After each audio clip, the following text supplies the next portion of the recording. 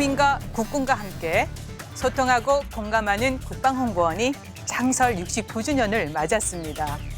급변하는 뉴미디어 시대, 국내 유일의 국방종합 미디어 기관으로 국방홍보원이 나아갈 방향은 무엇일까요? 국방포커스 지금 시작합니다.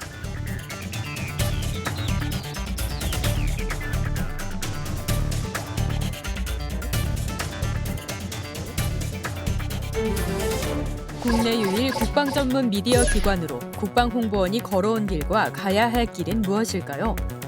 변화하는 미디어 환경에 적극 대응하며 보다 정확하고 신속한 정보 제공과 적극적인 소통, 공감대 확산을 위해 필요한 것이 무엇일까요? 지금부터 뉴미디어 시대 국방홍보원의 도약 과제를 살펴보겠습니다. 시청자 여러분 안녕하십니까? 윤지연입니다. 지금부터 안보 환경과 미디어 환경 변화에 대응하기 위한 국방홍보원의 전략을 논의해 보겠습니다. 함께 분들 소개해드리죠. 이원석 국방홍보원 뉴미디어 콘텐츠 팀장 나오셨습니다. 안녕하세요. 이영선 국방일보 취재팀장 나오셨습니다. 안녕하십니까. 유승철 이화여자대학교 커뮤니케이션 미디어 학부 교수 나오셨습니다. 안녕하십니까. 서정호 YTN 크리에이티브 제작팀장 나오셨습니다. 안녕하세요. 현대사회는 뉴미디어 시대라고 불리는데요.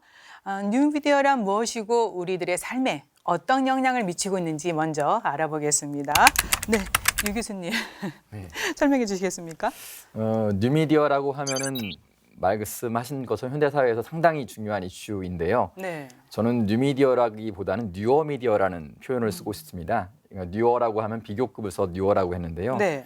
예컨대 방송 매체는 신문 매체에 비해서는 뉴어미디어고 또 여러 개 잡지나 이런 그 신문 같은 경우에는 기존의 디지털 매체에 비해서는 올드미디어라고 볼 수 있기 때문에 뉴어미디어라는 표현을 쓰고 싶고요. 네. 기존에 우리가 알고 있는 4대 매체, 그러니까 라디오, TV, 그리고 신문, 잡지 이런 미디어들을 보통 요즘은 레거시 미디어, 전통 매체 이렇게 분류를 하고 있습니다. 네. 뉴미디어 시대에서 가장 핵심은 제가 보기엔 아마 스마트폰이라고 할 수 있을 것 같은데요. 예컨대 여러분 하루에 우리가 스마트폰을 몇 번 클릭하는지 한번 알고 계십니까? 네. 평균 얼마나 네. 되나요? 2,600회 이상 평균 우리가 네. 스마트폰을 터치한다고 하죠. 그리고 많게는 5,200회 이상 터치한다고 하는데요. 이게 2016년 조사니까 뭐 지금은 사실상 더 많이 터치한다고 네. 볼 수 있겠죠. 그러니까 뭐 하루에 우리가 하는 엄지질이라고 하죠. 엄지질을 총량으로 계산했을 때는 자유의 여신상 높이까지 올라갈 수 있다고 이야기를 합니다. 그만큼 우리가 스마트폰, 특히 뉴미디어의 대표인 스마트폰을 떼놓을 수가 없는데요.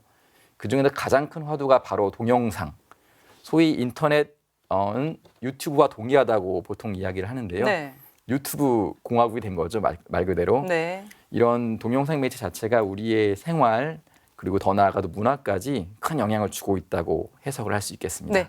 우리 일상에 가장 많은 영향을 미치고 있는데 네. 뉴어 미디어의 맞습니다. 시대 이제 특징 설명해 주셨는데요. 서 팀장님, 가장 큰 특징은 이제 소비자의 빠른 피드백도 얘기해 볼 수 있겠고 또 쌍방향 소통이 점점 더 많아지고 또 그게 기본이 되어 갑니다. 그러면 뉴미디어를 활용할 때 이제 홍보나 전달 방향성이 이전하고는 많이 달라졌다는 얘기도 많이 하잖아요. 예. 어떻게 많이 달라진 겁니까? 이전과 좀 많이 다릅니다. 이제 네. 뉴미디어의 특징 가운데 하나는 특정 사용자층과 직접 의사소통할 수 있다라는 거죠. 그러니까 예를 들어 특정 사용자층이 모여 있는, 예를 들자면 젊은 층에 모여 있는 뭐 인스타그램, 틱톡, 페이스북 등이 있다면 그쪽 플랫폼, 오픈 플랫폼에 직접 들어가서 언론사들이 혹은 이게 미디어들이 직접 들어가서 그들과 직접 의사소통할 수 있는 예. 방식이 가능해졌다.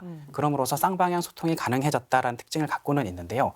동시에 그러면 이제 기존에 있던 미디어들의 그 전달 방식이 영향을 받게 된다라는 것이 있습니다. 예를 들자면 지난 이제 그 2015년 이제 겨울 혹한의 겨울에 인천 부평에서 도로가 터져서 파열됐죠. 그래서 도로가 잔뜩 얼었는데 네. 전통적인 그 뉴스로서의 전달 방식이라면 언제 어디서 무엇이 어떻게 벌어졌다라는 것을 사건 사고로서 전달하는 거였다면 페이스북의 전달 방식은 그와는 조금 다릅니다. 예를 들자면 인천 부평 물난리 하고 도로가 얼까 걱정이다 이렇게만 쓰는 거죠. 그러면 당시에 그 피드에 달린 댓글은 모두 1만 2천 개가 달렸는데 네. 상당수의 사람들이 그 주요 뉴스가 아님에도 불구하고 인천에 사는 지역에 있는 친구들, 지인들을 소환함으로써 야, 너 내일 아침에 출근길이 걱정이야. 괜찮겠어? 이런 식으로 알려주는 방식을 하고 있다는 거죠. 따라서 이런 형태로서의 커뮤니티 기능을 충실히 하고 있다라는 네. 것이 특징 가운데 하나라고 보고 네. 변화된 방식이라고 보여집니다. 네, 의사 전달이 굉장히 많이 달라지고 정보 네네네. 공유도 달라졌습니다. 자, 우리가 변화했다, 달라졌다 이런 말을 많이 쓰는데 이 팀장님, 뉴미디어 환경 속에서 이제 가장 중요한 핵심이 국방 홍보원 네. 어떤 지향점을 가지고 지금 국방일보가 만들어지고 있는지도 궁금하고 뭐 꼭 국방일보만 있는 게 아니지 않습니까? 국방 매체가 이제 중요한데 제가 이제 소개도 했습니다. 국내 유일의 국방 종합 미디어 기관 바로 국방홍보원입니다. 자, 어떻게 무엇을 전하고 있는지 팀장님 먼저 말씀해 주시겠습니까? 예. 예, 아까 말씀하신 대로 정보 환경이라든지 미디어 환경이 상당히 급하게 또 많이 변했습니다. 그러면서 정보의 생산이라고 할까요? 그 정보 생산량이 과거에 비해서 엄청나게 많이 증가가 했는데 화폐도 마찬가지지만 발행 화폐가 많아지면 인플레이션이 일어나면서 화폐 가치가 떨어집니다. 네.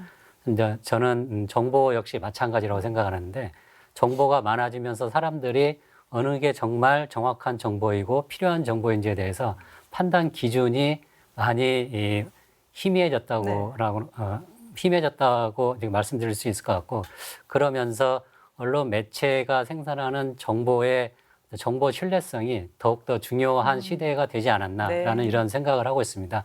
그런 측면에서 국방홍보원이 운영하고 있는 국방 매체는 기본적으로 공공기관이 생산하는 정보다라는 어떤 공적 신뢰가 형성이 됐기 때문에 그런 부분은 타 매체에 비해서 어떻게 보면 장점일 수도 있습니다. 하지만 단순히 공공매체가 생산하는 정보라는 측면에서 머문다면 저희가 어떤 타 매체와의 비교 우위에서 언젠가는 지금도 마찬가지지만 비교 우위에서 떨어질 수 있기 예. 때문에 그 이상을 더 지향을 해야 된다라고 생각을 하지만 가장 중요한 점은 이 부분에서 그 정보의 어떤 신뢰성이 아닌가라는 생각을 하고 국방 홍보 매체가 이런 부분에서 좀 더 신경을 쓰고 믿음을 주는 정보를 제공할 필요가 있겠다라는 생각을 하고 있습니다. 네, 정보의 신뢰성, 공공매체로서의 역할을 좀 계속 나가야 된다라고 해주셨는데요.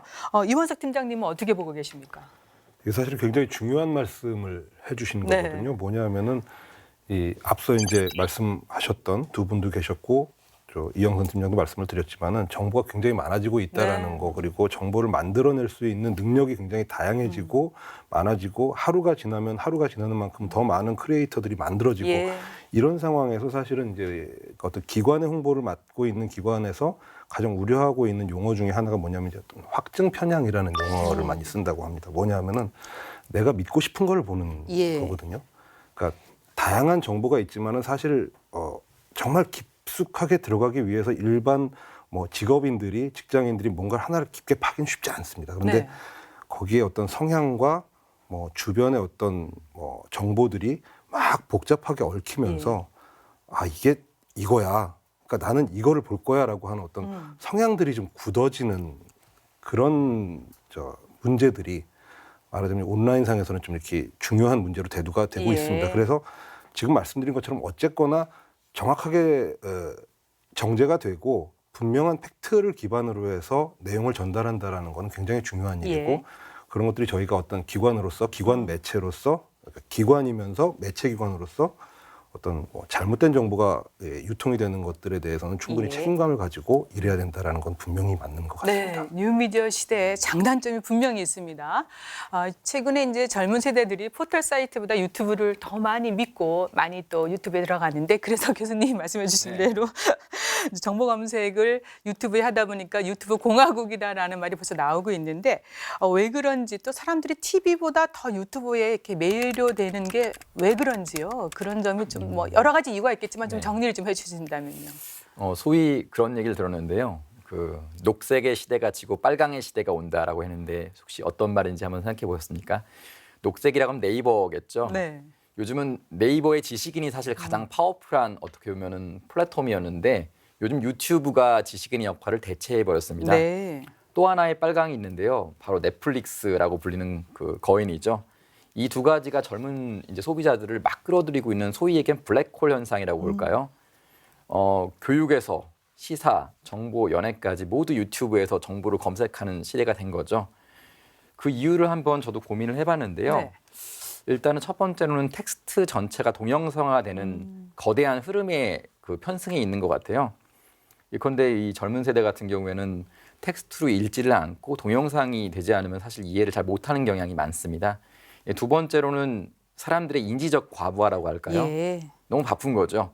이걸 텍스트를 읽어서 진드간이 커피를 마시면서 읽을 수 있는 시간이 전혀 없고 핸드폰을 꺼내서 바로 실시간 정보를 얻고자 하는 욕구, 인지 과부하 때문에 그런 것 같아요. 세 번째는 유튜브가 참 영리한데요. 제가 보기에는 이게 그 내가 크리에이션을 함으로써 또는 어떤 정보를 공유함으로써 금전적인 이익을 가질 수 있는 그런 메커니즘을 이미 구축을 해놨기 때문에 네. 제가 어떤 들은 바로는 유튜버들이 본인의 인지도를 얻기 위해서 유튜브에 광고를 30% 이상 집행한다는 얘기 들었습니다. 결과적으로는 플랫폼 자체를 이제 만들어갈 수 있는 생태계를 자연 구축해버렸다고 볼 수 있는 것이죠. 네. 이런 이유 때문에 아마 유튜브가 우리 현대사에서 메인 플랫폼으로 자리 잡은 거 아닌가 이렇게 말씀드리고 싶습니다. 네, 교수님 설명을 들어보니까 그렇겠구나, 그런 이유가 있었구나라는 걸 공감할 수 있겠는데요. 이제 그런데 유튜브 앱 사용자들의 연령을 좀 살펴보니까 1위가 10대고요. 또 당연히 그렇게 생각을 했는데 맞습니다. 그런데 50대가 2위라고 합니다. 특히 50대 이상 중장년층은 유튜브 소비자를 넘어서 생산자로 전환을 했다고 합니다. 또 그런 이유가 뭔지 예, 서 팀장님이 좀 말씀해 주시겠습니까? 여러 이유가 있겠지만, 네. 그러니까 일단 진입 장벽이 되게 낮고, 그러니까 50대 이니셔티브를 얘기하기 전에 진입 장벽이 낮고 사용성이 굉장히 편리해요. 유튜브 자체가. 네. 그리고 이제 50대가 저희도 이제 YTN 유튜브가 지난 그 3월 국내 최초로 언론사 최초로 100만 구독자를 돌파했는데, 그래서 표본 그 사용자 층위를 대략 지난 28일 즉 한 달간을 조사를 해보면 그 지난달 그 55세 플러스로 나옵니다. 55세 이상부터 65세 그리고 그 다음 구간은 65세 플러스로 나오는데 예. 이 두 층위를 합치면 정확히 51%가 나와요. 그러니까 그 정도 50대 이상의 시청자들이 기본적으로 YTN을 구독한다는 건 뉴스를 좋아하는 사람들이라는 방증이 가능하고 뉴스에 대한 이니셔티브가 우선 되게 강하다고 볼 수 있고요. 네. 두 번째는 그들이 그럼으로써 정치에 대한 그 니즈가 강하면서 독자이자 동시에 화자로의 전환이 가능하다. 따라서 저는 이것이 구독자, 시청자뿐만 아니라 그들이 청자에서 화자로 변환할 수 있는 기술적 진입 장벽이 낮은 것이 배경이 되지 않았나라고 생각합니다. 왜냐하면 그간 방송국의 그 어떤 기술적 기반이라는 건 생방송 기술, 예. 그다음에 동영상 편집 기술, 그다음에 컨텐츠 큐레이토리얼 한다라는 것이 생각보다 어려웠는데 네. 유튜브 기술은 2014년 동아시아 최초로 이제 국내에서는 라이브 서비스를 시작을 했는데 네. 생각보다 라이브 기술이 어렵거든요. 근데 벌써 지금으로부터 5년 전에 풀 HD 방식의 라이브를 실시간으로 전송하기 시작했던 거죠. 그렇다면 유튜브의 기술에 대해서 방송사 입장에서 굉장히 놀라게 됩니다. 네. 저렇게 무중단 서비스를 잘 운영을 할 수 있네. 그리고 그것이 지금까지 오고 있다라는 예. 것이죠. 그런 것들이 배경이 되었다라고 생각을 합니다. 네, 그렇군요. 이제 YTN 사례를 들어서 설명해 주시니까 또 귀에 쏙쏙 들어옵니다. 네, 그럼 국방 홍보원 어떤지 좀 살펴보겠습니다. 이원석 팀장님, 역시 홍보원도 예외 아닙니다. 뉴미디어 전략 매체로 유튜브 개설했습니다. 맞죠? 네, 많은 일을 하고 계십니다. 수많은 유튜브 채널 속에서 국방 미디어의 경쟁력 강화 그리고 전략은 무엇인지 말씀해 주세요. 처음에 저희가 이제 시작을 하게 된 것은 2011년경이었습니다. 그러니까 유튜브라고 하는 수단이 우리나라에 막 퍼지기 시작할 때 원래의 목적은 저희 이제 채널의 홍보하고 이제 어떤 소비 강화 네. 이런 것들을 목적으로 해서 이제 편성 정책의 일환으로 시작을 했었습니다. 그런데 이제 그게 그 당시에는 짧은 영상들 저희들뿐만이 아니라 다른 매체들도 짧은 영상들, 아까 말씀하셨던 어떤 부천의 비, 눈, 이런 식의 이런 것들이 어떤 이슈화가 될 수 있는 영상들을 업로딩하는 수준에서 이제 시작을 했었는데 네. 하면서 저희 이제 콘텐츠 중에서도 프로그램들 중에서 재미있는 부분 또 시청자들의 소구력을 좀 자극할 만한 부분들을 잘라서 이제 올리기 시작을 했었거든요.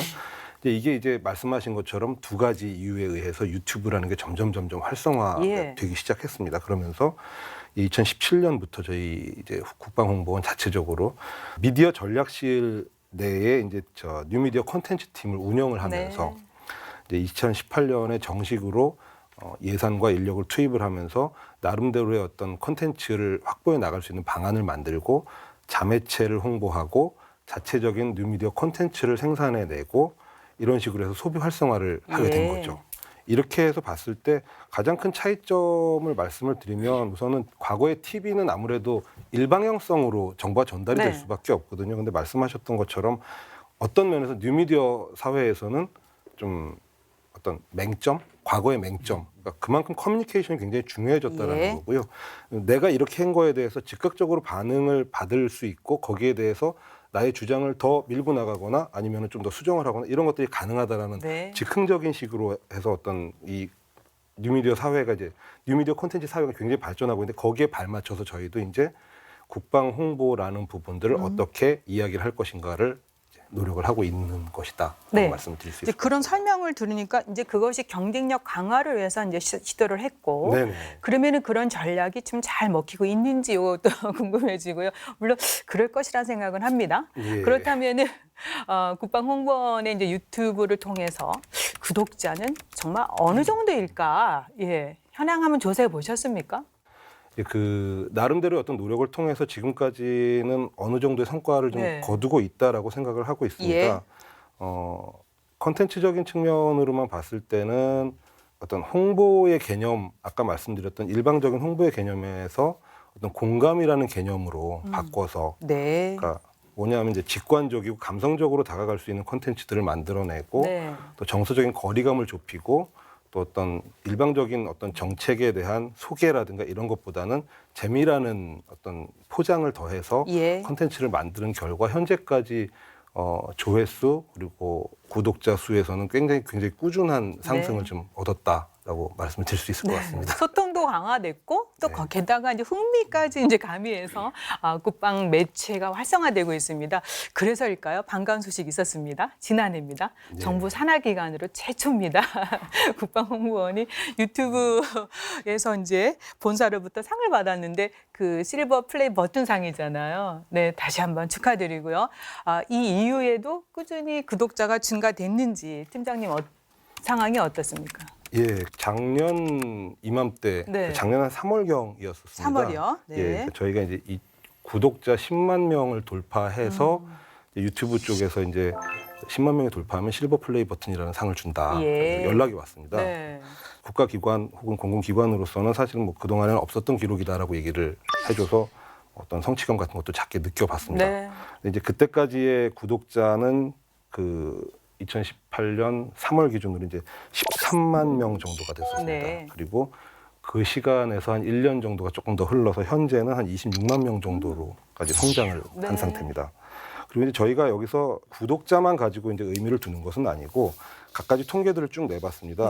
첫 번째는 이제 시청 시간에 대한 부분이 있습니다. 시청 시간이 처음 개설했던 시기부터 시작해서 저희가 크게는 한 3단계 정도로 나누고 있는데 개설했던 시기부터 2017년 정도까지 1차적인 어떤 콘텐츠 업로드를 하는 기간이었다면 2017년부터 18년 중반까지는 디지털 퍼스트라고 하는 정책을 세우고 내부적으로 콘텐츠를 만들어내고 어떻게 하면 환류가 강화될까를 내부적으로 그 연구를 해서 그걸 실행에 옮기는 단계가 있었습니다. 그 단계까지가 이제 2단계 그리고 그 이후로 활성화에 좀 가속력을 더해서 지금 현재까지가 3단계라고 볼 수 있는데 그동안에 이제 제가 차트를 좀 준비를 했는데 보시면은 그 시청 시간이 어느 정도로 늘어났다는 게 보이실 겁니다. 그리고 이 시청 시간과 더불어서 소위 이제 유튜브에는 좋아요라고 하는 것이 있지 않습니까? 이걸 꼭 눌러주세요라고 얘기를 하는데 이 좋아요의 비율이 전체 비율의 한 91% 정도를 좀 차지를 하고 있습니다. 그런 부분들은 단순히 어떤 조회수라든가 구독자 수의 증가만으로 얘기할 수는 없는 것이지 않는가. 예. 그러니까 말하자면 저희 콘텐츠의 나름대로 열심히 만드는 것에 대해서 감사하게도 네. 재미있게 봐주시는 것이 아닌가라고 생각을 하고 있고요. 또 한 가지 덧붙여서 말씀을 드리면 재미있는 것은 구독자가 굉장히 중요한 어떤 이 지표라고 말씀을 드리고 있습니다만은 사실은 저희가 구독자보다 비구독자가 한 70% 이상이 됩니다. 그런 것들이 어떤 면에서는 이런 네트워크 미디어 사회에서는 좀 의미가 있지 않을까라고 좀 생각을 하고 좀 더 주의 깊게 지켜보고 예, 있습니다. 그만큼 국민들이 안보라든가 국방 매체에 대한 관심도도 높다라고도 우리가 생각해 볼 수 있겠습니다. 근데 그럼에도 불구하고 시청자들을 좀 더 넓히기 위한 전략이 필요할 것 같습니다. 젊은 세대들을 잡기 위한 전략. 어떤 게 필요할지 요거는 교수님 먼저 알려주시겠습니까? 네. 일단은 50대 인터넷 사용량이 급격하게 늘어가는 요즘 현실을 반영할 때 또 중장년층이 가진 대단한 충성도, 로열티를 고려할 때 상당히 좋은 호재라고 저는 생각하고요. 물론 중장년층만 머무를 수 없다는 당면 과제도 꼭 있습니다. 그래서 어떻게 하면 젊은 사람한테 확대할 수 있을까를 고민해 봤을 때 저는 그런 말씀을 드리고 싶어요. 과거의 매체가 헌팅 매체라고 저는 생각합니다. 이제 독자를 가서 그 사람을 공략해서 마음을 얻어오는 매체인데 네. 이제는 파밍 매체니까 농사를 짓는 매체가 아닌가라고 생각합니다. 네. 근데 국방 이제 TV, 우리 국방 일보를 포함해서 국방 미디어가 가지고 있는 독특한 소재성, 이걸 흔히 뭐 미디어에서는 드릴러빌러티라고 부르더라고요. 얼마나 이거를 심층화할 수 있는가라는 감정을 가지고 있기 때문에 네. 젊은 사람한테 파밍, 농사를 짓기에 참 좋은 매체가 아닌가라고 말씀을 드리고 싶고요. 예. 그리고 그렇자 보면 젊은 사람들이 무엇을 좋아할까를 한번 고민해 볼 만한데 이 콘텐츠 심리학을 한번 저희가 고민해 볼 단계가 아닌가 생각합니다. 그 사례로 한번 저는 들고 싶은 게 MBN, 종편인 MBN이 하고 있는 나는 자연이다. 이게 종편에서 항상 시청률 넘버원을 한 몇 년간 지속을 하고 있는데요. 네. 현재 5에서 6%의 시청률을 갖고 있습니다. 보면 아무도 이게 성공하리라고 믿지 않았는데 사람들이 아웃도어 라이프에 대한 갈망, 네. 그 도시 사회에서의 이런 힘듦 이런 것들이 심리학적으로 발휘해서 상당한 시청률을 만들어내고 있지 않습니까? 네. 유튜브 조회수 상당하고. 저도 잘 봅니다. 네. 네. 저도 상당히 많이 보는데요. 네. 그렇게 따지면 저희도 킬러 콘텐츠를 통해서 젊은 사람한테 다가갈 수 있는 소재는 예. 분명히 있고 또 밀리터리 라이프라는 강력한 저희 소재원이 있기 때문에 네. 충분히 가능하지 않을까 이렇게 말씀드리고 싶습니다. 네, 희망을 주셔서 감사드리고 맞습니다. 예, 저도 공감하고 있는데요.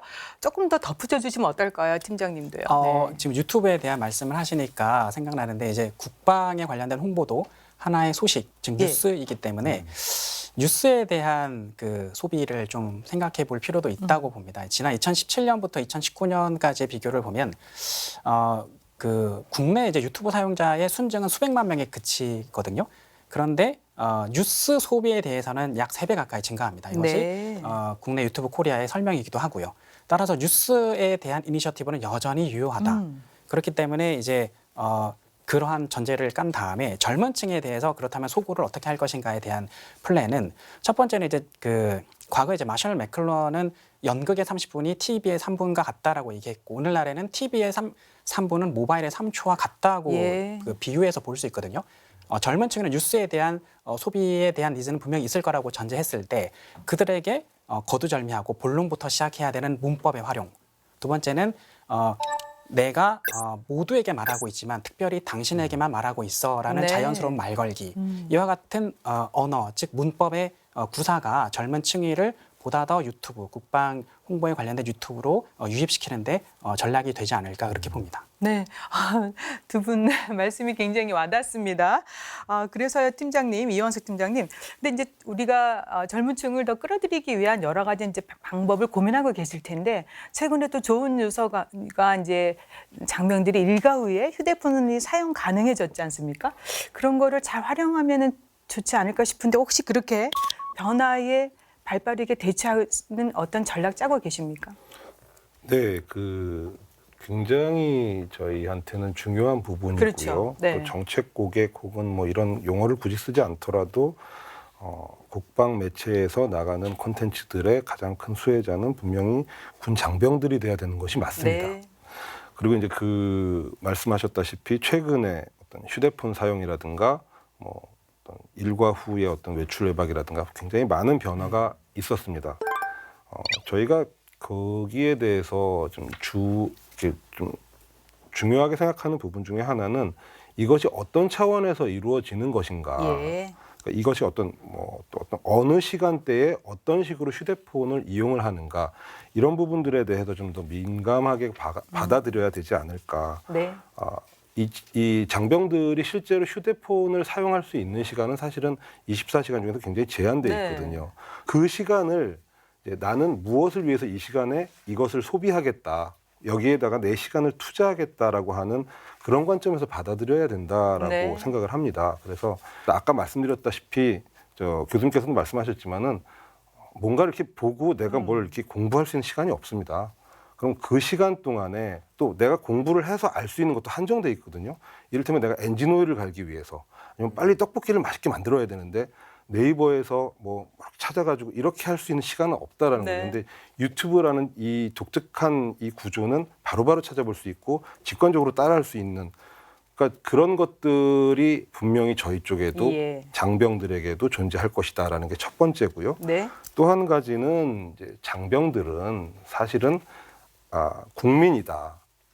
아주 특별한 국민이다라고 네. 저희는 생각을 하고 있습니다.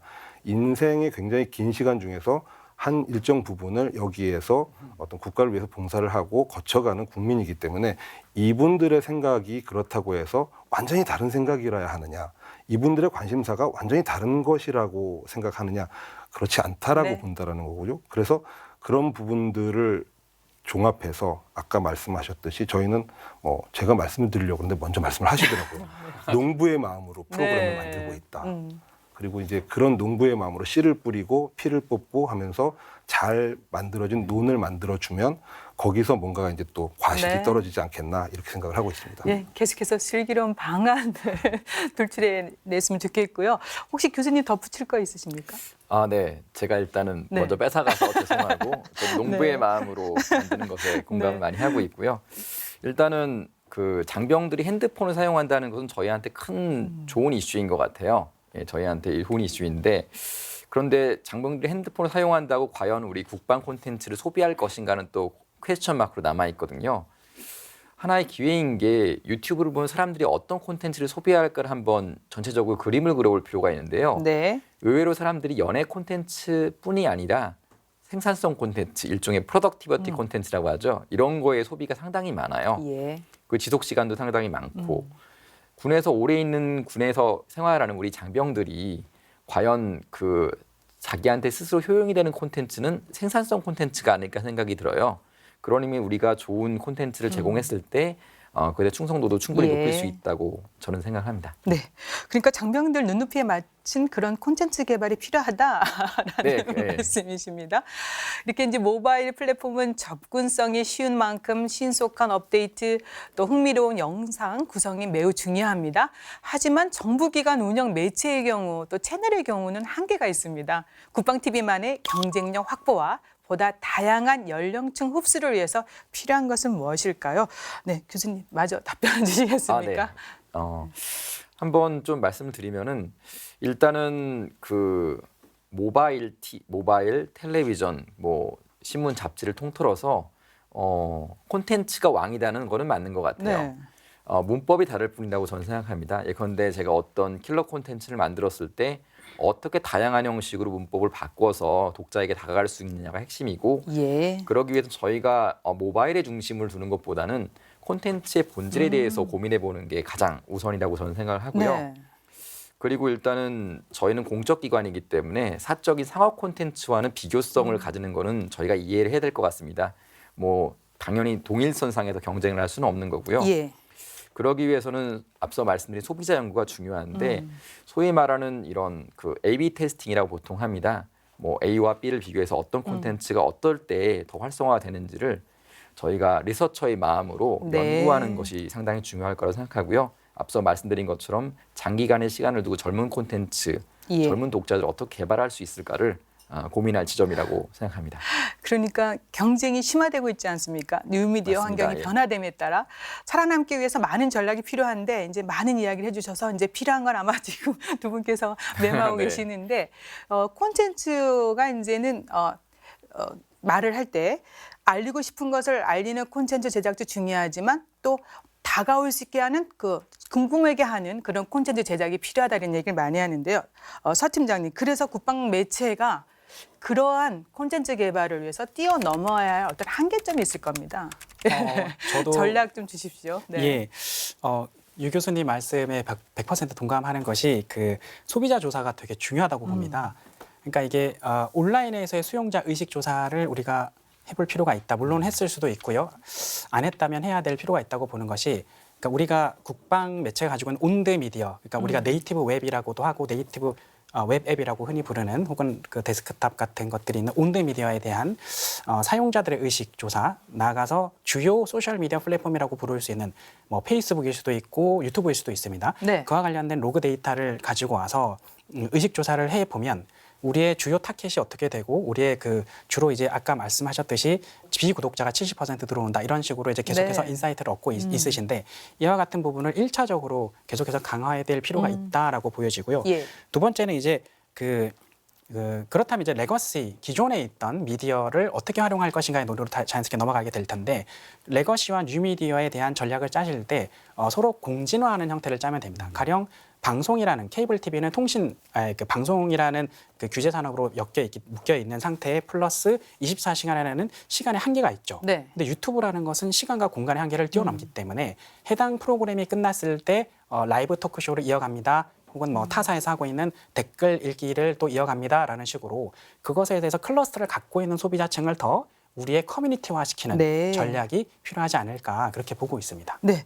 이영선 팀장님, 이제 국방 홍보원이 가지고 있는 가장 큰 그 장점은 일단 정부기관이라는 건 어쩔 수 없고, 근데 그것이 또 제약점으로 될 수 있습니다. 왜냐하면은 예산이라든가 인력 부분에 아무래도 다른 타 상업적인 매체보다는 제한적일 수밖에 없는데 그래도 우리가 극복을 해 나가야 되는데 어떤 전략이 있을까요?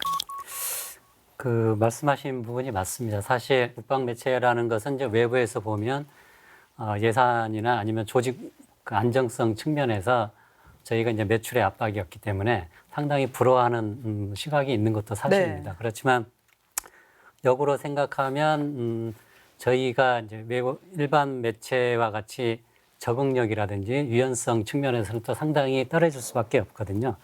이제 그런 측면에서 저희가 한계를 가지고 있는데 예산이나 인력 운영 면에서 사실 각 매체가 또 다 이제 찢어지다 보니까 개별적으로 움직이다 보니까 매체마다 또 인력과 예산 부분에서 다 갈증이 있는 겁니다. 네. 이런 부분을 저희는 이제 국방 홍보원만이 가지고 있는 어떤 종합 매체 운영기관이다. TV, 신문, 라디오, 뉴미디어가 함께 이제 운영이 되기 네. 때문에 이런 부분을 이제 매체 확장의 개념으로 운영을 하고 있다라는 좀 부분을 말씀을 드릴 수 있을 것 같습니다. 네. 예를 들어서 국방일보의 취재력을 국방 TV나 라디오에서 그 컨텐츠를 재생산할 수가 있고 예. 뉴미디어에서 재생산할 수 있는 그런 부분이 있고 TV나 라디오에서 생산하는 또 좋은 컨텐츠를 저희가 또 재인용하고 네. 이런 부분에 있어서 어떤 저희의 공공 매체의 한계를 좀 극복해 나가고 있다 이런 말씀을 드릴 수 있을 것 같습니다. 결국은 매체 협업을 좀 잘하고 있고 앞으로 그런 걸 활성화시킬 예정이시잖아요. 예, 맞습니다. 뭐 대표적인 사례가 있다면 소개해 주시겠습니까? 예, 저희가 이제 매일 아침에 보도본부 회의라는 것을 운영을 합니다. 네. 한 2-3년 전부터 시작을 했는데 그전에는 각 매체가 개별 플레이를 했습니다. 각 네. 매체가 알아서 그냥 취재하고 생산하고 이랬는데 그러다 보니 이제 정보 공유가 안 됐던 거죠. 이제 이런 부분을 좀 극복하기 위해서 보도본부 회의를 구성을 했고 각 매체 팀장이 매일 아침 함께 회의를 합니다. 회의를 하면서 주요 사안을 같이 논의를 하고 주요 뉴스에 대해서 네. 공감대를 형성하고 이럼으로써 각 매체가 커버하지 못했던 부분을 함께 다시 캐치해낼 수 있는 네. 그러한 어떤 운영체가 구성이 됐다라고 말씀을 좀 드리고 싶습니다. 네, 매체 협업을 통해서 한계점을 잘 극복해 나가고 있습니다. 서 팀장님, 이제 보도본부에 대한 설명을 좀 들어보겠는데 이제 YTN에서 많은 역할을 하고 계십니다. 다른 보도 채널에서는 보도본부를 어떻게 운영하고 있고 예를 들면 이제 긴급 상황 발생 시에 효율적인 보도를 해야 되잖아요. 거기에 중요한 게 이제 영상 뉴스와 모바일 플랫폼 사용 아니겠습니까? 네, 이런 부분 어떻게 활용하고 있는지. 예. 네, 보도본부 안에서 디지털 디비전을 어떻게 운영하고 그리고 앞서 말씀해 주셨던 것처럼 긴급시 어떻게 하는가 이 부분이 이제 매체별로 다르고 네. 그리고 신문사와 방송사가 또 크게 다를 수 있습니다. 그렇기 때문에 보도본부라는 그 어떤 그 중립적인 기관으로서 이렇게 역할을 보면 보도본부 내에 별도의 디지털 디비전을 두는 곳이 있고 그리고 보도본부와 별도로 디지털 디비전을 두는 곳이 있고 혹은 보도본부에 뒀다가 디지털 디비전으로 분리하는 경우도 독립시키는 경우도 있습니다. 네. 그렇기 때문에 서로 상이한 상태에 놓여 있고 확실한 거는 디지털 혁신과 디지털 퍼스트라는 구호에서 실천 단계로는 확실히 넘어갔다. 지금은 그렇게 보고 있고요. 다음으로 이제 긴급 발생 시에 네. 그럼 어떻게 할 것인가 이런 건데 저희 같은 경우를 보면 지난 2016년 9월 10일 영남 지역 경주 특히 이제 강진이 발생했던 적이 있는데 5.8 규모의 지진이었어요. 그때 이제 8시 34분에 첫 제보가 들어오기 했는데 방송은 이제 뉴스가 9시로 잡혀 있는 거죠. 네. 그리고 이 8시 34분에 제보가 들어오는 것이 팩트인가 점검을 해야 되는 거잖아요. 그렇죠. 그런데 매 1초, 길게는 5초 단위로 예. 제보가 계속해서 들어오게 되는데 모두 1,440건의 제보가 들어오게 되었거든요. 네. 그렇다면은 이 독자들이 문을 두드리는 겁니다. 그리고 이야기를 들어달라고 하는 것이죠. 예. 그렇다면 방송을 기다릴 수는 없죠. 그럴 때는 디지털 파트에서는 서둘러서 페이스북을 통해서 해당 소식을 알리고 유튜브를 통해서 해당 클립을 만들어서 올리는 형태로 확산을 시키면서 그 어떠한 공공의 그 알리는 목적, 예를 들어 그것이 재난 방송까지는 아니더라도 이런 소식이 벌어지고 있어요라고 얘기를 해주는 것이죠. 이와 같은 형태로 뉴미디어는 조금 속도가 빠르니까 척후병으로서 역할을 하고 그다음에 기존의 레가시 미디어는 또한 중요한 팩트 체크와 그 포괄적인 취재를 해야 되기 때문에 네. 분대로서 역할을 합니다. 이 두 가지가 분대와 척후병의 노릇을 해당 그 채널이 운영을 해 나간다면 두 가지 사이의 협업 그리고 공생이 이루어지는 계기가 발생하고 있다. 그런 사례가 있었다라고 말씀드릴 수 있습니다. 네, 그렇군요. 맞는 말씀이십니다. 꼭 필요한 그런 방법인데 요즘에 또 소셜 저널리즘을 많이 사용하잖아요. 그래서 이제 뉴스가 소셜 미디어를 통해서 생산되고 유통되는 현상을 말하는데 감동과 이제 교감을 이끌어낼 수 있어서 소셜 미디어 안에서 이제 지적으로 이제 지속적인 공유가 가능한데 오히려 저는 이런 것들이 국방 안보 이슈의 효과적인 전달 방법이 되지 않을까 싶습니다. 그래서 교수님 먼저 팁을 좀 주시면 어떨까요? 네. 소셜 저널리즘에서 제일 중요한 화두는 아마 참여인 것 같아요. 어떻게 독자들을 우리 콘텐츠에 참여시킬 수 있을까라고 얘기할 수 있는데요. 예. 그런 의미에서 앞서 말씀해 주신 것처럼 저희는 콘텐츠 파워가 상당히 좋은 것 같아요. 타 매체에 비해서 여러 가지 예산적인 한계가 있음에도 불구하고 저도 본 게임이나 토크멘터리를 보고 있는데요. 네. 이거 보면서 느끼는 게 이거 사람들이 더 참여하게 할 수 있을까라는 고민은 이어지는 것 같아요. 그 MIT 대학의 헨리 젠킨스 교수라는 나름대로 유명한 교수님이 계신데 그분이 한 말 중에 제 기억이 나는 게 미디어의 혁신은 테크놀로지의 혁신이 아니라 문화의 혁신이다라고 얘기를 하더라고요. 네. 여기서 문화는 참여적 문화, 파티시퍼토리 컬처라고 불리는 참여적 네. 문화인 거죠. 그 참여를 확산시키기 위해서 저희가 여러 가지 메커니즘들을 만들어 오는 게 중요하다고 생각하는데요. 예컨대 거기에 사실 우리나라 문화에서는 승산이 있다고 저는 또 생각합니다. 네. 그 이유가 저를 포함해서 대한민국의 모든 국민이 직접 또는 간접적으로 군대랑 연관이 있거든요. 네. 저희 어머님도 제가 군대 갔을 때는 군복 입은 사람만 보인다고 하더라고요. 군대를 제대하니까 안 보인다고 네. 얘기를 하시는데 친척, 남자친구, 여동생 모든 사람이 군대와 연관이 네. 있는 거죠. 그런 의미에서 저희 국민은 군대 고관여 집단이라고 저는 분류하고 싶거든요. 그래서 타 국가에 비해서는 저희가 그 밀리터리 미디어가 예. 상당히 어떻게 보면 엣지가 있지 않을까 이렇게 말씀을 드리고 싶고 마지막으로 하나 첨언하고 싶은 게 참여적 문화에서 사실 우려도 사실 되는 부분이 있습니다. 그 이유가 소비자 생산 콘텐츠 또는 소비자 공유 콘텐츠 같은 경우에는 바이럴의 함정이 있거든요. 예컨대 잘못된 콘텐츠, 잘못된 정보 앞서 재난정보 말씀하셨는데요. 네. 이런 것들이 공유됐을 때 저희는 공적 미디어로서 부정적 영향을 받을 수 있다는 네. 것도 항상 유의해야 되는 문제고 그 팩트 체크에 대한 과정들도 네. 어떻게 보면 프로그램화하는 게 네. 중요하다고 생각합니다. 네, 국방 매체 정말 가장 중요한 게 또 신뢰성 유지하고 또 팩트 체크 정말 중요합니다. 그래서 팀장님 지금 교수님 이렇게 말씀해 주셨는데 어떻게 생각하시는지요? 네, 교수님께서 이제 마지막으로 말씀하셨는데 네. 소셜 저널리즘의 가장 큰 우려는 참여자에 있어서 그 확인 없이 사용할 수가 없다는 측면에서 예. 저희 공공매체에서 적극적으로 활용하기에는 좀 한계가 있는 것도 사실입니다. 그래서 그 대안으로 저희는 이제 솔루션 저널리즘을 어떤 국방 매체가 나아가야 할 방법이 아닌가라는 생각을 하고 있는데 솔루션 저널리즘이라는 게 이제 기본 언론의 주요한 어떤 사명 중에 하나였던 진실 규명과 뭐 사실 확인, 진실 전달 이런 예. 부분을 넘어서서 사회가 워낙 이제 복잡해지고 이제 고관여 사회가 되다 보니까 많은 소비자들과 사회 시민들이 더 큰 역할을 이제 언론에 기대하고 있는가, 기대하고 있는 게 아닌가라는 생각을 하고 있습니다. 그런 측면에서 국방홍보원도 국방홍보원이 운영하는 국방 매체도 그러한 역할을 좀 기여를 해야 되는 예. 시점이 됐다고 생각을 하고 그러기 위해서는 기본적으로 처음에 제가 화두에 말씀드렸던 것처럼 정보 신뢰가 가장 중요하고 그리고 정보의 생산자, 즉 기자들에 대한 취재원이나 소비자의 신뢰가 담보가 돼야지만 저희가 생산하는 어떤 컨텐츠에 대해서 대안이라고 받아들이지 않을까라는 생각을 하고 있습니다. 네. 그런 측면에서 기자들이 전문성을 강화해야 되는 것이 가장 기본적이 돼야 될 것 같고요. 두 번째는 그 기자들의 어떤 단순 사실 전달을 위한 역할이 아니라 본인이 무엇을 대안을 제시할 수 있다는 그러한 기본적인 사명감을 좀 가져야 네. 되지 않을까 이런 생각을 하고 있습니다. 네, 소셜 저널리즘을 잘 활용해서 딱딱한 국방 매체가 아니라 좀 흥미롭고 그러면서 팩트 또 신뢰성을 강화하는 그런 기관으로 거듭났으면 합니다. 이제 신문 이야기를 좀 해보겠습니다. 한 조사 기관에서요, 이제 이런 조사를 했답니다. 한 달간 뉴스를 볼 때 이용한 매체. 종이 신문이 어느 정도 나왔을까요? 종이 신문이 이제 역할과 미래에 대한 이야기인데 응답 비율이 고작 1%. 즉 종이 신문만 읽는다라는 응답 비율이 이렇게 낮게 나왔습니다. 자, 서 팀장님, 이러한 조사 결과 네. 디지털 시대에 종이 신문은 어떻게 돼야 될까요? 종이 신문은 여전히 유효하고 그 이유는 이제 신뢰의 기반이 되기 때문에 그렇거든요.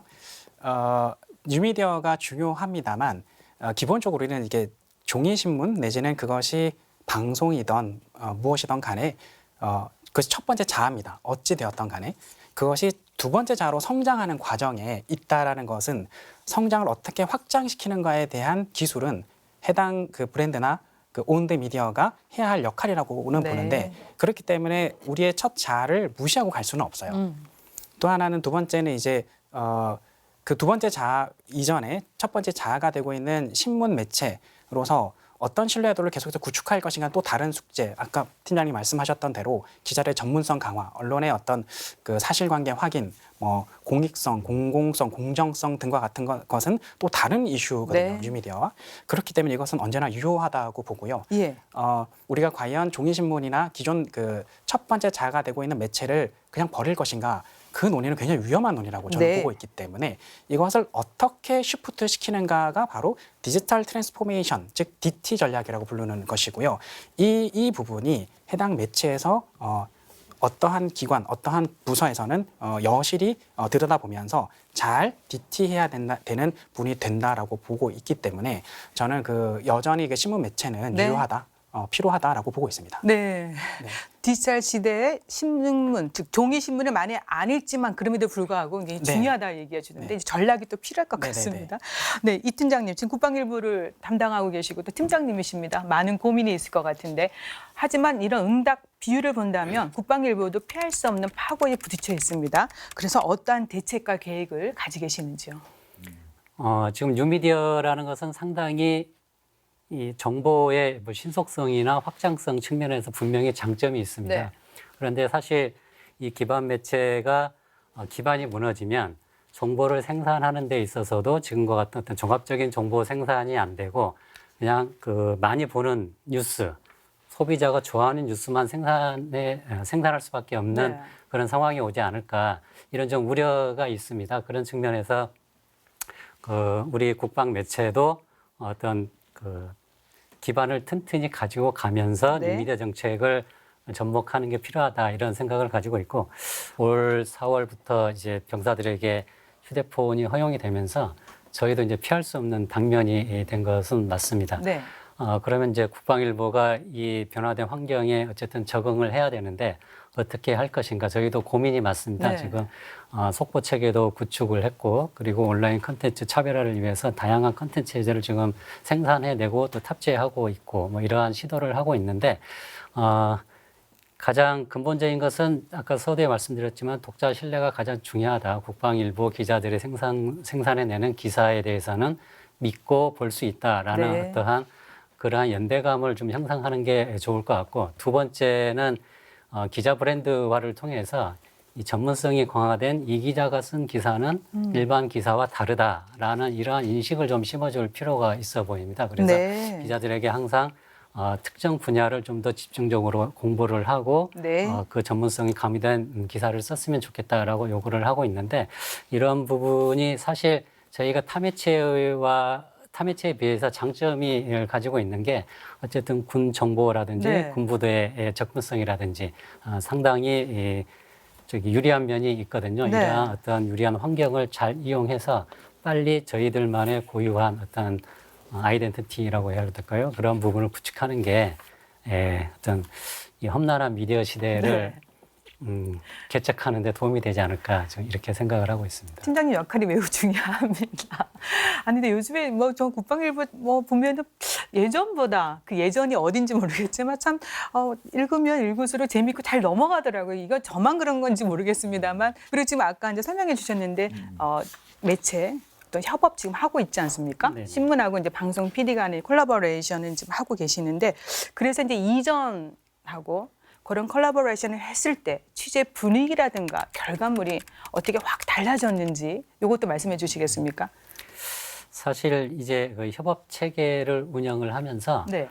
국방일보 기자들이 매일 이제 기자의 시각으로만 어떤 정보에 접근했던 그런 관성이 있었는데 네. 그런 부분이 좀 많이 깨졌다라는 좀 사실을 말씀드리고 싶고요. 그래서 국방일보를 예를 들자면 지금 뉴미디어 팀에서 방송을 위해서 취재를 나갔지만 방송용의 컨텐츠를 제작하고 그런 환경에서 본인이 느꼈던 것을 또 기사화해서 국방일보에 이렇게 게재를 하는 네. 어떤 그런 사례도 있을 수 있었고 그다음에 저희가 이제 잡지가 국방저널이라고 이제 온라인 잡지를 생산을 하고 있는데 네. 온라인 잡지 어떤 기자들이 국방저널 기자들이 이 취재했던 내용을 주 1회 국방저널 스페셜이라고 해서 또 국방일보에 게재를 합니다. 네. 이렇게 함으로써 저희 이 매체의 어떤 컨텐츠의 다양성과 어떤 풍성함이 좀 더 많아지는 측면이 있고 네. 그다음에 저희 기자의 수적인 한계를 타매체 기자들을 어떤 도움을 받음으로써 그 확장성을 좀 넓히는 그러한 네. 또 장점이 있는 것 같습니다. 네, 계속해서 그런 콜라보레이션은 필요할 것 같습니다. 또 이제 국방홍보원의 지향점 중에 이제 솔루션 저널리즘 아까도 얘기가 나왔는데 정말 찾아야 된다는 의견에 동감합니다.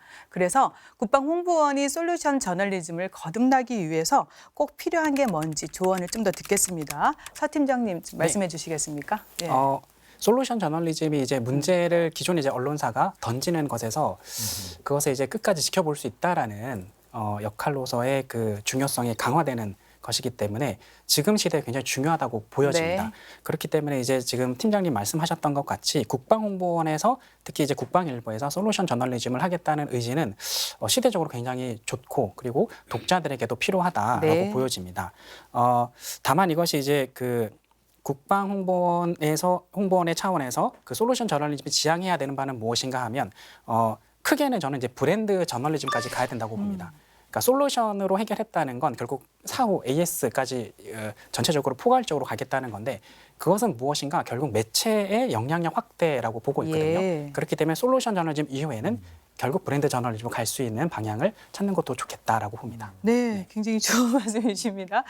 아마 그런 지향점으로 가고 있을 거라는 생각이 드는데 유 교수님 좀 더 첨언해 주신다면요. 네. 솔루션 저널리즘이라고 하면 기존의 저널리즘에 대한 회의 또는 좀 발전의 방향을 모색하면서 나온 용어라고 저는 느꼈거든요. 사실 과거에 나왔던 심층 보도, 탐사 보도 또는 최근에 나온 롱폼 저널리즘, 길게 쓰는 저널리즘, 네. 나아가 솔루션 저널리즘이라는 말까지 나왔는데요. 그럼 국방일보에서 솔루션 저널리즘이 무엇인가를 한번 고민해 볼 단계인 것 같아요. 근데 그거에 앞서서 솔루션 저널리즘은 많은 예산이 들어간다는 전제가 사실 되어 있는 것 같긴 했는데 그만큼 많은 노력을 또 전제로 하는 거겠죠. 네. 사실 생각해 보면은 저의 국방일보 또는 국방홍보원의 솔루션 저널리즘은 기본은 어떻게 보면은 세그멘테이션이 아닌가 생각해요. 군집화라고 보통 얘기를 하잖아요. 누가 과연 어떤 정보적인 솔루션을 원하는지를 먼저 예. 아는 게 중요한데요.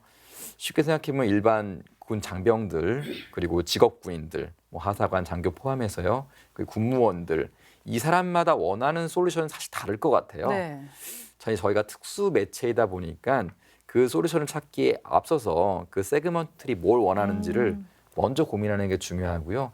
흔히 매체에서 만트라, 뭐 격언이라고 하잖아요. 하면은 give what they want, when they want it이라고 보통 하거든요. 그 사람이 언제 무엇을 원하는 것을 제공하겠다는 네. 거죠. 국방일보도 이 세그먼트가 원하는 것을 적시에 제공하는 것으로 저희의 솔루션 저널리즘의 방향을 찾았으면 좋겠습니다. 네. 지금 국방 홍보원이 국방 종합 미디어로 69년 동안 지속해 왔고 성장해 왔습니다. 오늘 팀장님 말씀 들으니까 갑자기 자부심과 긍지를 제가 더 많이 가지게 됐습니다. 대한민국 유일 국방 중앙 미디어로서 국방 홍보원이 나아갈 방향에 대해서 다짐과 조언의 말씀 듣고 가겠습니다. 마지막 질문인데요. 유 교수님 먼저 해주시겠습니까? 네. 일단 69년의 역사 네. 축하드리고 7순이 얼마 안 남았네요. 제가 군대에 있을 때 국방일보 개공 기자로 잠깐 활동한 적이 있었는데요. 그러셨어요? 그런 네. 인연이 있고 네. 또 오늘 불러주셔서 감사드린다고 네. 말씀을 드리고 싶고요. 일단 오늘 국방홍보원 와서 보니까 실제로 동영상이라는 큰 전환기에서 잘하고 있다는 말씀 먼저 드리고 싶어요. 네. 이 디지털 전환기를 잘 헤쳐나가고 있는데 하지만 두 가지 저희 목표가 있는 건데 공적 목표와 대중적 인기라는 이 두 가지 목표를 어떻게 달성할 수 있을지를 지금부터 고민할 시점이 이제 다가온 것 같아요. 현재까지 잘해왔지만 더 잘할 수 있다라고 말씀드리고 싶습니다. 네, 알겠습니다. 네, 사 팀장님. 네, 저도 교수님과 마찬가지로 그런 생각을 하지 않았지만 군대에 있을 때 국방일보를 무척 즐겨 읽었던 독자 중에 한 사람이었는데 지금 이 자리에서 또 이렇게 이야기하고 있다는 것이 되게 감회가 새롭기도 합니다. 저도 마찬가지로 굉장히 잘하고 있다고 보여지고요. 특히나 이제 새로운 그 기술 기반의 솔루션 저널리즘까지 추구하고 있다는 결국의 그 방향성까지도 저는 알게 되었고 그래서 이번 기회를 통하여서 국방일보의 굉장히 좋은 매력적인 컨텐츠 그리고 이 브랜드를 많은 독자들이 알았으면 좋겠다라는 생각이 들면서 동시에 그 서비스 혁신으로 하겠다는 그 의지만 보더라도 이제는 잘 될 일이 많이 남았다라고 네. 보여집니다. 그리고 많은 사람들의 노고에 의해서 컨텐츠가 만들어지기 때문에 그 컨텐츠 하나하나에 대해서도 애정이 있을 것이고 그것은 시청자들에게도 그리고 사용자 그리고 독자들에게도 전달이 될 것이라고 믿어 의심치 않습니다. 예, 열심히 하시기를 부탁드립니다. 감사합니다. 네, 국방 홍보원에는 국방 FM도 있고 지금 저희가 촬영하고 녹화하고 있는 진행하고 있는 국방 TV도 있습니다. 네, 지금 두 분의 말씀 정말 굉장히 주옥 같은 오늘 말씀 많이 해주셨는데 좀 귀담아 들을 대목이 많습니다. 비록 우리가 이제 예산이나 인력이 제한되지만 그럼에도 불구하고 우리가 많은 일을 하고 있습니다. 그래서 이제 두 분께 이제 다짐과 조언의 말씀을 듣겠습니다. 우선 이영선 팀장님 먼저 해주세요. 예, 오늘 그 두 분을 통해서 정말 많은 부분을 알게 됐고 저희가 어떤 방향성을 가져야 되는지에 대해서도 깨닫게 되는 어떤 좋은 시간이어서 좀 우선 먼저 감사의 말씀을 네. 드립니다. 저희 국방일보를 비롯해서 국방 매체도 그렇지만 지금 미디어 시대가 워낙 많이 변하니까 이 적응을 위해서 많은 노력을 하고 있습니다. 저는 그 두 가지 큰 축으로 보는데 이제 상수와 변수가 있다면 상수는 어쨌든 어떤 환경이 변해도 좋은 컨텐츠가 결국은 소비자의 선택을 받는다라고 네. 생각을 하고 변수는 그러면 좋은 컨텐츠만 만들면 되느냐 거기에서 끝이 아니라 이걸 소비자한테 팔든지 아니면 예. 접근을 해야 되는데 이게 지금 변화하는 미디어 환경에 대한 어떤 방법론적인 부분이 아닌가 이런 생각을 하고 있습니다. 이 두 가지를 동시에 끌고 가는 게 모든 매체도 그렇지만 국방일보를 비롯한 국방 홍보 매체가 함께 나아가야 할 방향이라 생각을 하고 이런 부분에 있어서 저희도 시대에 뒤처지지 않고 네. 소비자들에게서 외면받지 않는 네. 그러한 매체가 되도록 노력하겠습니다. 네, 감사합니다. 더 좋은 신문 만들어 주세요. 네, 팀장님 마무리 말씀 부탁드리겠습니다.